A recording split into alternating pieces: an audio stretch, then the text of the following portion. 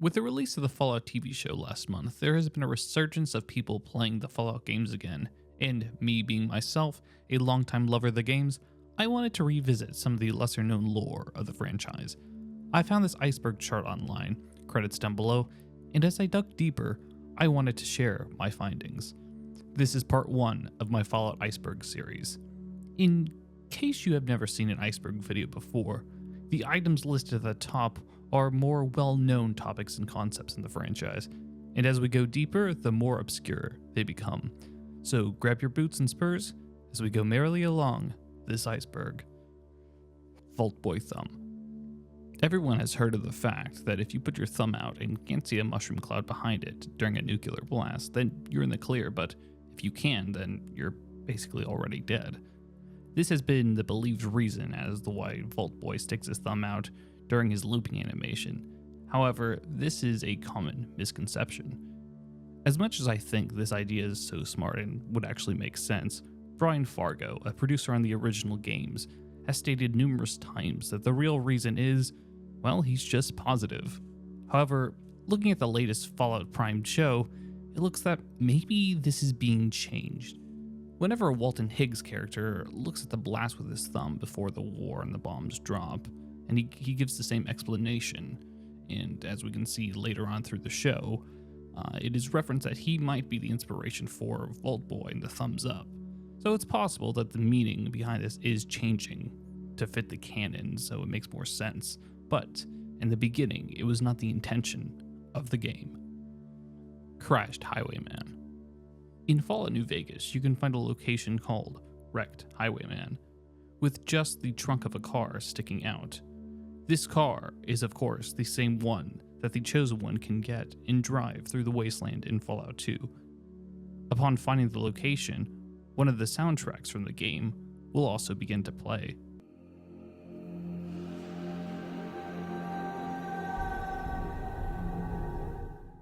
Just seeing the back of the trunk of the car is also a reference to a bug that would frequently happen in Fallout 2, where the Highwayman's truck would often just disappear. This Easter egg will also play into other theories later down on the iceberg. Basincreek Headquarters. In Fallout New Vegas, you can stumble upon the Basincreek Headquarters, a really ruined building that is overrun with ants. The building is the former office of Obsidian Entertainment, and everything that is listed in the building actually happened to the old office building at some point. A car crashing into the building, bathroom flooding, ant infestation, someone punching a hole in the bathroom, and others. All of the details in this building is an inside reference to the Obsidian team. And let me just say, they did it really well. Pat. When the Vault Dweller in the original Fallout was banned from Vault 13 for his actions in the Wasteland, a series of other Vault Dwellers would eventually leave the Vault on their own accord, one of them being Pat. Over the next few years, the village of Arroyo would be built and led by the Vault Dweller, and the Vault Dweller and Pat would eventually become married and have children, which would eventually lead to the Chosen One, the protagonist of Fallout 2. So, if the Vault Dweller is the grandfather or father of the series, then Pat is the mother or grandmother. The family tree of Fallout 1 and 2 just make me love the games even more, and I really wish that more Fallout games would have this connection, or you would see this family tree to continue to grow. I think it would be really fun to make a deeper dive into the family tree and whatnot of the first 2 Fallout games, because it is a really fun topic to me. Interestingly, the name Pat can mean Patrick or Patricia, because the Vault Dweller would be male or female, but canon-wise Pat is Patricia, because the Vault Dweller is a male. Pat died fairly young, and is one of the reasons why the Vault Dweller would eventually leave the village to wander the wasteland. Randall Clark. The story of Randall Clark can be found through various notes found throughout the Fallout New Vegas DLC Honest Hearts. And although we never meet this character in person, and we only read it through notes, the writing on this quest or various notes that you find is one of the major reasons why I love the writing in Fallout New Vegas, and just a major hats off to J.E. Sawyer, who designed this encounter. I recommend you play through the DLC and read all the notes yourself, but Here is a brief summary of Randall Clark. Randall Clark was a man born before the Great War and actually served in the annexation of Canada. He was a survivalist who loved the outdoors and camping. He was camping alone away from his family when the bombs dropped. From there, he escaped to Zion National Park alone. Over the years, he would live in caves, trying his best to survive and helping small groups of people from afar. But he would not live his life without tragedy. As he helped a group of Mexicans from the sidelines, he watched over them as they were murdered and then eaten by survivors of Vault-22. So he rebelled and successfully drove the group out of the valley, killing 24 Vault dwellers in total. It is there he would meet Sylvie, a woman originally from Vault-22 but had disbanded from the group. The pair would eventually conceive a child, but as best as Randall tried, Sylvie died during the birth. Randall continued on watching over one final group of boys and slowly gave away his possessions as he slowly died of lung cancer. It's a fantastic story and is just another example of how great the writing is in Fallout New Vegas. Even though you never encounter this character, you feel like you truly know him. Iguana Bits. Iguana Bits are a staple of the Fallout universe, found in every single game in the series, but the original origin of the snack is a bit sickening. This recipe was originally sold by Iguana Bob Fraser in the hub, and he would serve them two ways, on a stick or in bits. The on a stick version was very direct, as it was literally an iguana on a stick. A creature, mind you, that you don't see too often in the games, especially in the East Coast, even though it is still very popular. The bits counterpart are a bit more various in size and shape, not making it clear if it is iguana until you meet Doc Morbid in Junktown. There you will piece it together that Morbid and Bob have a deal where the Doc will sell dead bodies or new bodies to Bob so he can cook up his recipe. Yup. The original recipe was human body parts in the Iguana Bits. From there, you can try to blackmail Bob in exchange for camps, or tell the hub police. However, it is pretty much canon that either the Vault Dweller bribes Bob, or doesn't do anything, because in Fallout 2, Bob's son can be seen selling the same bits in the NCR with the same company name. So let's just say it didn't ruin Bob's business. Keep that in mind the next time your character eats some of this tasty snack, or you see an NPC eating some, as they could just be one step away from the cannibal perk. TES-04 pole. The TES-4 pole is a reference to a pole found in Fallout 3 near Big Town that reads TES-04, which of course is a reference to the Elder Scrolls 4 Oblivion, which was released by Bethesda some 2 years prior to the release of Fallout 3. I'm honestly not even sure why this is on this list of the iceberg, because it's just a small little Easter egg, and there are so many other references that are better in the games. No horses. Through advertisements and pictures and the new Prime TV show, we can see that in the Fallout universe, horses do exist. However, in the games, they are not present. The real reason they don't exist in game, because if there were horses, there would have to be mounts, and that would create technical issues when creating the games. This was stated by Chris Avallone. He also stated that they may exist somewhere in the world, frozen or in a vault. To me, it's a weird stage of whether or not they're canon. They're referenced that horses exist because of a certain dialogue in games, even as far back as the originals, as characters make note that they like the taste of horse milk. Actually, one horse can be seen that is canon in the world post-war. In the graphic novel, All Roads, in the lead up to the Fallout New Vegas game, you can see NCR soldiers riding them in the Bitter Springs Massacre, but it is debated if this was a mistake. Personally, I think it's more of a programming issue that they made canon, and we can chop it up to being because it is a rare or an endangered species post-war. Pink Pays 2012 Pink Slime Lawsuit.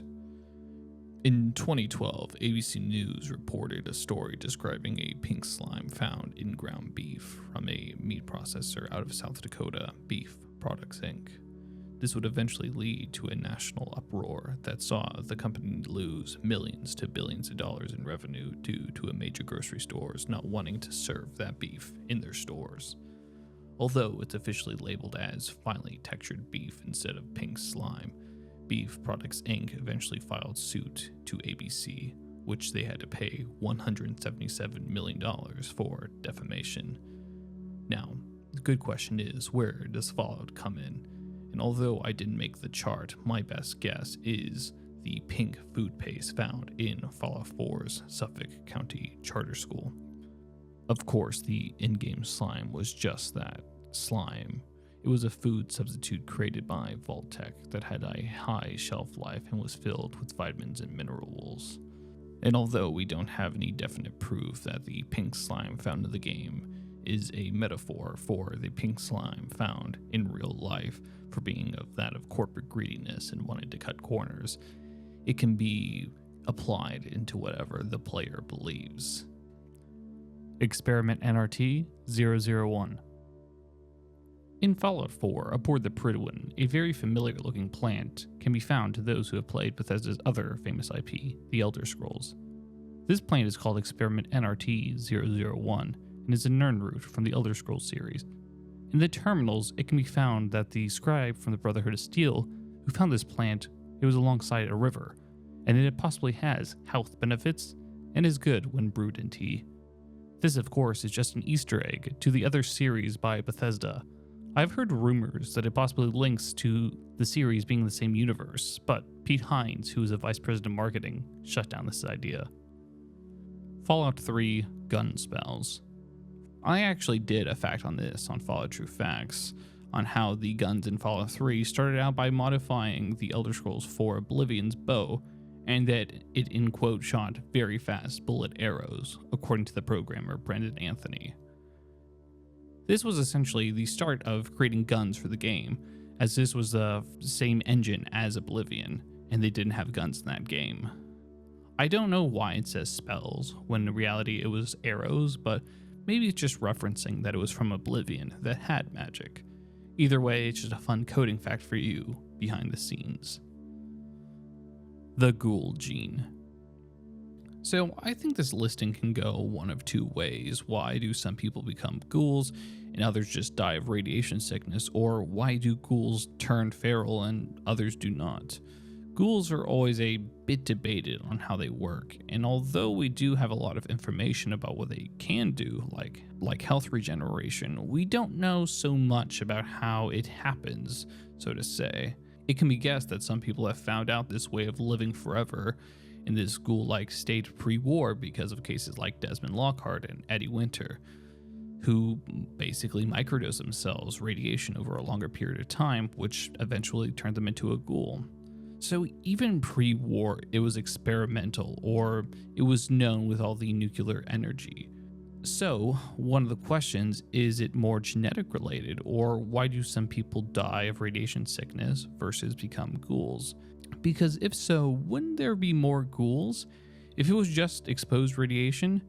In Fallout 4, the Vault-Tec rep becomes a ghoul, and he was near Sanctuary Hills when the bombs dropped, meaning a lot of other people didn't make it to the vault that could have or should have become ghouls. And there isn't that high of a ghoul population in the game, at least not a crazy amount. So, is it more genetic, or something that triggers in your body like a fight or flight during this exposure? The meaning could reference what makes ghouls go feral. Again, we don't have an exact reason, but in Fallout 3, we have theories. Found in the underworld, in some of the terminals, it is believed that a few factors could determine how you become a ghoul. Levels of radiation, environmental factors, or mutation in the DNA. I don't think it's a large part to do with the high levels of radiation. Some ghouls will be around locations like this, but on average, you wouldn't have a large amount of feral ghouls turn this way over a long period of time. So I want to focus on the environmental factors and DNA. Now, in Fallout 1 and 2, they called feral ghouls crazies because they had gone crazy or feral from being forced to wander the wasteland by themselves. Isolation. That makes sense. The ghouls start losing their minds of being alone for that long of a time, and the brain essentially starts to rot with nothing to stimulate it. It's actually similar to that of Alzheimer's. It is found that people who spend more time engaging in activities and people will have a less likely chance of being affected by Alzheimer's. Whether or not that's the case in the game, we will likely never know, but it is an interesting debate on what makes ghouls ghouls. The New Plague. The New Plague was an infectious disease that spread through the world like wildfire in the 2050s.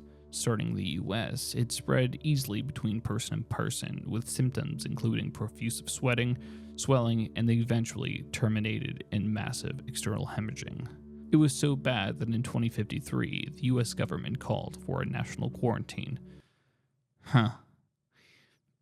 This is starting to feel a little real, not gonna lie. In 2055, West Tech started developing a cure, but it ultimately led to nothing except for the eventual FEV virus. Not much else is known in the world of how bad the disease was or what it came to be, but it can be assumed it died off like other diseases over time, as no known character in the canon games have it. But in the cancelled Van Buren game, the New Plague would have had a much larger role. In fact, one of the larger plot points of the game would essentially be a biological warfare, with a plan to release a bomb that would spread a version of this plague into the wasteland. In the Van Buren game, which is in canon, it is said that around 200,000 people died, mostly in Denver and the Colorado Springs area. To give a perspective, about 1.1 million people died in the US during the COVID-19 outbreak, but those numbers are about a year old. The Divergence. This is to reference when our world and the Fallout universe's world divided from the same timeline, and although there are a few things that took place before, it is largely believed that the main divergence happened from ours in the 1950s. The Fallout universe's world favors nuclear power, which is why you see more advanced robotics and laser weapons, and that is why the world focused on other discoveries instead of ours, like the microchip, which is one of the reasons why you see computers and machines much larger than our worlds today. Other differences that are much older than the 1950s is the existence of an ancient city of Ubar and the Kali, which is kind of like an Atlantis-style city with advanced technology, which is where Lorenzo Cabot found his tech to make him immortal. Dunwich. Yeah, there's a lot to talk about. Dunwich refers to the Dunwich company that is present in the East Coast games of Fallout 3 and Fallout 4. The two locations that have a direct connection to this is the Dunwich building in Fallout 3 and the Dunwich Borers Quarry in Fallout 4. The company was owned by Richard Dunwich, who was obsessed with the occult and used his company's money and drilling tech to dig on top of eldritch sites. Both of these are actually direct references from H.P. Lovecraft's books, especially Dunwich Borers, to the Dunwich Horror story. Although we don't know exactly what Richard was looking for, it can be believed that he was trying to find or gain powers from an eldritch being known as Quailoth, which can be talked about more deeper along in the iceberg. Also, as of note, the Blackhall family is directly related to the Dunwich family, to which you meet him in the Point Lookout DLC. I'm not going to lie, there are a lot better people who can explain this topic better than me, because it is such a rich and deep topic, and so much more to explain and will take a lot of time. So, I recommend you watch the Epic Nate's video on this topic. Inbred Swampfolk. Inbred Swampfolk refer to the swampfolk found in Fallout 3's Point Lookout DLC, and it's a rather interesting location.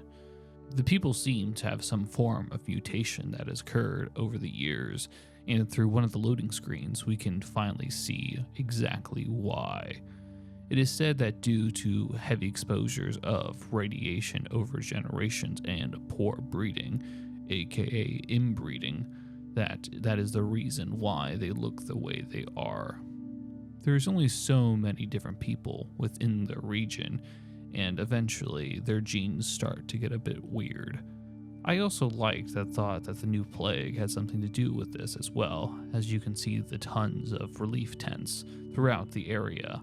it can be concluded that the Swampfolk only bred with each other because they are so xenophobic and hostile to any other creature that is in the area, which is why they will attack the player on the spot. The Circle of Steel. The Circle of Steel is a branch within the Brotherhood of Steel that is charged with dealing with internal conflicts. This group can be heard about in Fallout New Vegas in the Dead Money DLC.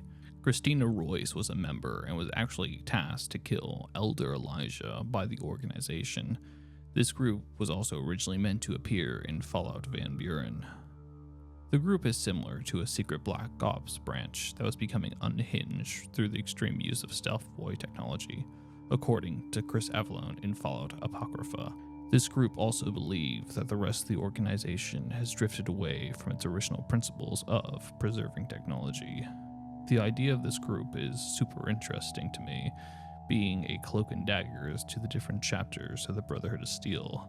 I even heard a theory that Elder Sarah Lynels was assassinated by them, and although I personally don't think it's true, I think she was assassinated by someone else. This does raise questions about this organization and the desires to see more of it.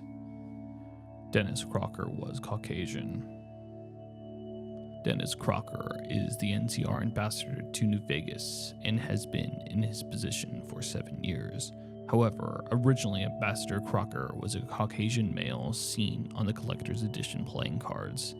It was stated in an interview with project director and lead designer Joshua Sawyer that this change was due to a, quote, recording mix-up, where the African-American voice actor Emerson Brooks recorded Crocker's lines and, in quote, didn't match the appearance. So it was changed later on in the game to match that, but the Collector's Edition was already printed, so remained the original appearance. Vault 15 survivors. Vault 15 is seen in Fallout 1 and 2 and is actually a really interesting and important vault. Several of the biggest factions or clans found on the West Coast originally come from this vault. Some of the clans include the Khans, the Jackals, the Vipers, and residents of Shady Sands, which would eventually become the NCR. This is honestly quite a list of factions coming from one place, and it is because of the original experiment of the Vault, which was to gather people of different thoughts and ideologies together in one place to see if conflict would happen. This would create the division and starting differences between these factions, which would eventually lead to the groups deciding to open up the vault and venture into the wasteland. The Codex. The Codex is a series of rules and a book of laws for the Brotherhood of Steel. Originally created by Roger Maxson, the founder of the Brotherhood, the text had information about the Brotherhood's ideology, doctrine, and member responsibilities. Interestingly, the information about the Codex is only found in the Bethesda games, and most of the quotes we get are from Arthur Maxson, with excerpts such as, "Fear those who do not pledge to the Brotherhood, for though their eyes may be opened through service, they are now blind. Give away your suspicions to the wisdom of thine elder. Where he shows trust, so shall you. Through discourse we gain the strengths of our brothers' minds. We do not help them or let them in. We keep knowledge they must never have." Another interesting part of the Codex is the scrolls, which are the lives and achievements of Brotherhood of Steel members, which are recorded by the scribes and sent back to the Lost Hills chapter. I would love to see this written out a little bit more in detail, similar in style to the Fallout Bible, but I doubt we will ever see anything like that. However, with the direction of the Fallout TV show, it is possible we might see something. And with that will conclude Tier 1 of this iceberg. As of recording, I have already began the next section, which should hopefully be out soon enough. Did I miss anything in this video? Or do you have any more theories and concepts you want to be covered?